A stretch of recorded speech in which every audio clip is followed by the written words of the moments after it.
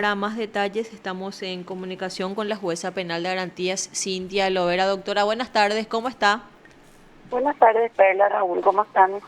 Doctora, finalmente queríamos conversar con usted y saber detalles. Se hizo esta preliminar en la que se encuentra acusado el ex titular de la SAT.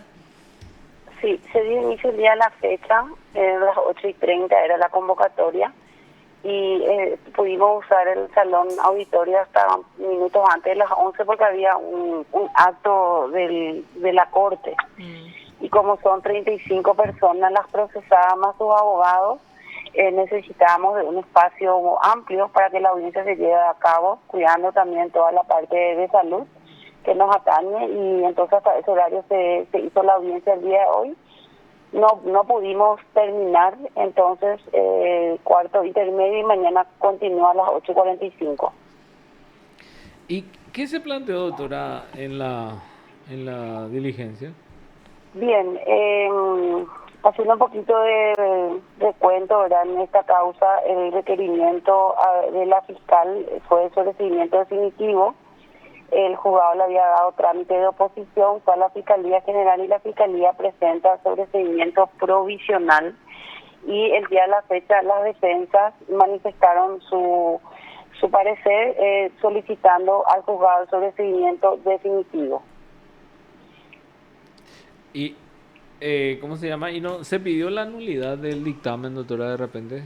Porque no nos comentaban eso. Algunas de las defensas, no tengo la precisión porque son varias defensas, pero creo que 2 o 3 pidieron incidentes de nulidad también de lo que había presentado en su momento la Fiscalía General. Ya. Ya. ¿Y mañana entonces seguiría ya con la decisión suya o tienen todavía varias defensas que alegar, doctora? No, seguiría con el traslado a la agente fiscal y luego ya prosigue la audiencia. En la parte final el juzgado tiene que resolver sobre lo planteado en la audiencia.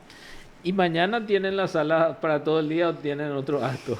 No, tenemos también un poquito con premura porque hasta las 11 también podemos utilizar la sala. Pasa que si bien es cierto las audiencias se llevan, muchas de ellas por medios telemáticos, justamente en esta causa una de las veces que se señaló la audiencia preliminar no se pudo llevar a cabo porque el sistema no estaba funcionando para las audiencias telemáticas.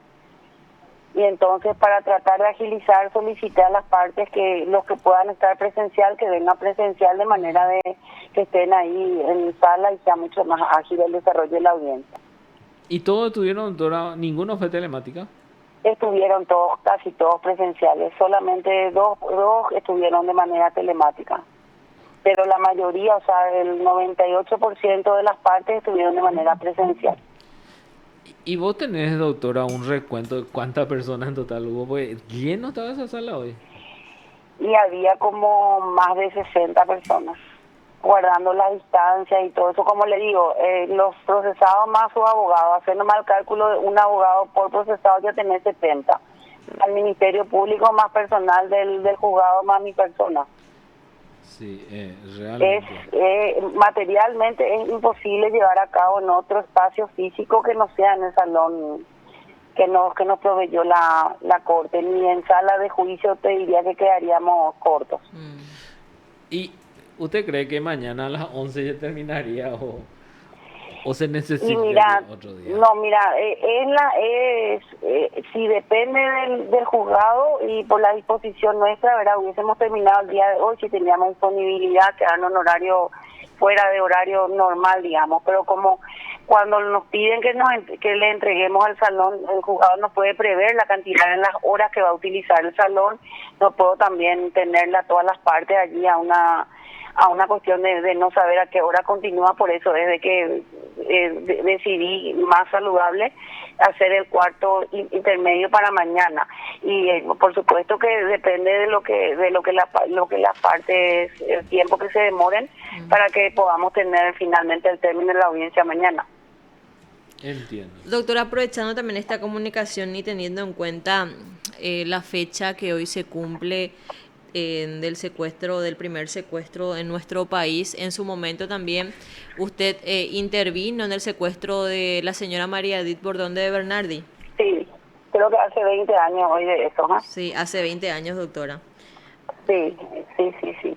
Así como relataste, en ese entonces yo era fiscal, tenía meses de agente fiscal y el hecho ocurrió en Luque, en el Parque Ñuazú, y empezó la investigación que fue bastante difícil en su momento porque obviamente que no teníamos todos los medios tecnológicos con que se cuenta hoy día.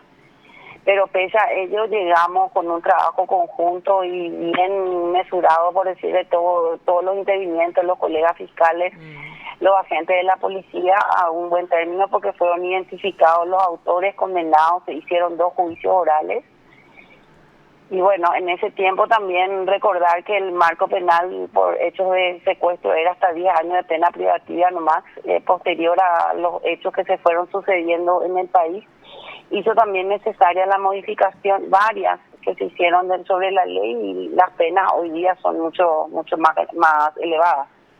Y en ese tiempo, doctora, ¿cómo hicieron? ¿Ustedes se fueron a la casa, estuvieron ahí para la comunicación?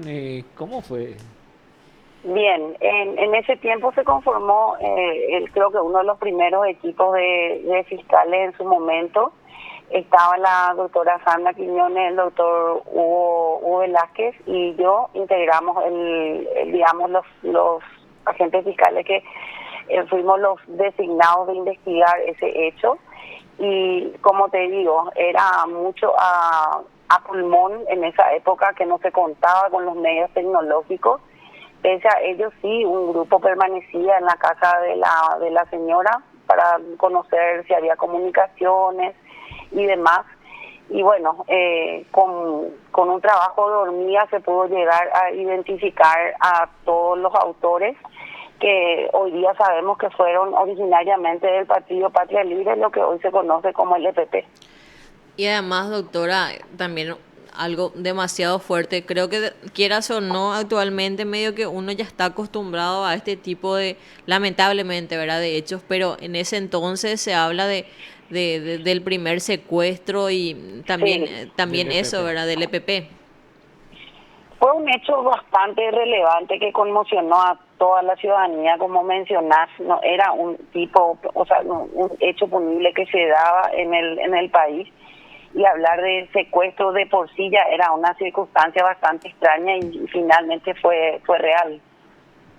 Y ahí tuvieron también ayuda del exterior, doctora, de repente colombiano. Sí, tuvimos ayuda, exactamente, tuvimos ayuda más o menos al mes, si no recuerdo mal.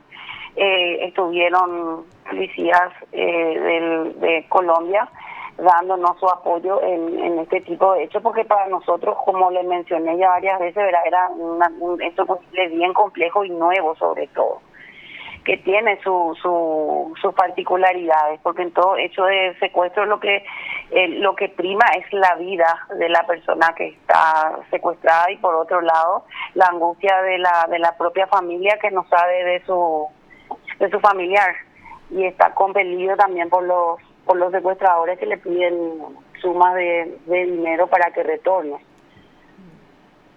Realmente, doctora, recuerdo esa fecha y fue un tema que llamó la atención de toda la opinión pública, pero era un caso nuevo, realmente no había antes de eso. No. Primero se creyó que fue un robo del vehículo de la señora, que luego fue abandonado en las inmediaciones de Puma de la ciudad de Luque. Y ahí recién, cuando se encontró el vehículo y no a la señora, se empezó a tener algunos indicios de que podía ser un secuestro. Pero hay que recordar que los secuestradores se comunicaron con los familiares bastante tiempo después. No fue una comunicación inmediata como para tener la certeza de que se trataba de un hecho de secuestro, y más todavía que en Paraguay nosotros nunca lidiábamos con estos hechos.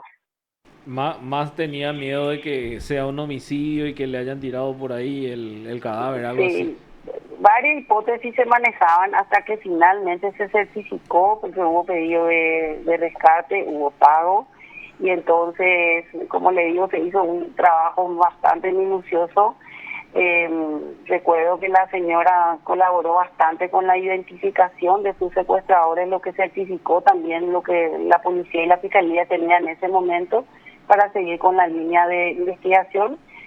Y costó muchísimo encontrar la casa también donde la tuvieron a ella en su momento, ¿verdad? Porque ella hablaba de que la tuvieron en un pozo, que estuvo como 10 días allí, qué sé yo, y todo parecía una fantasía para la gente de esa época, porque no nos imaginábamos que eso podía ser real.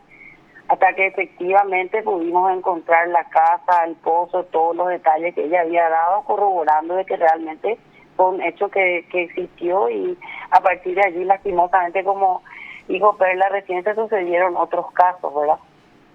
Es cierto, doctora. Doctora, muchísimas gracias por este contacto muy amable. Bueno, cuando guste, hasta luego. Muy Gracias. amable, hasta luego. Te informó PDS Radio TV Digital. Lastimosamente ahora forma parte, vamos a decirle, del día a día, lastimosamente, este tipo de hechos.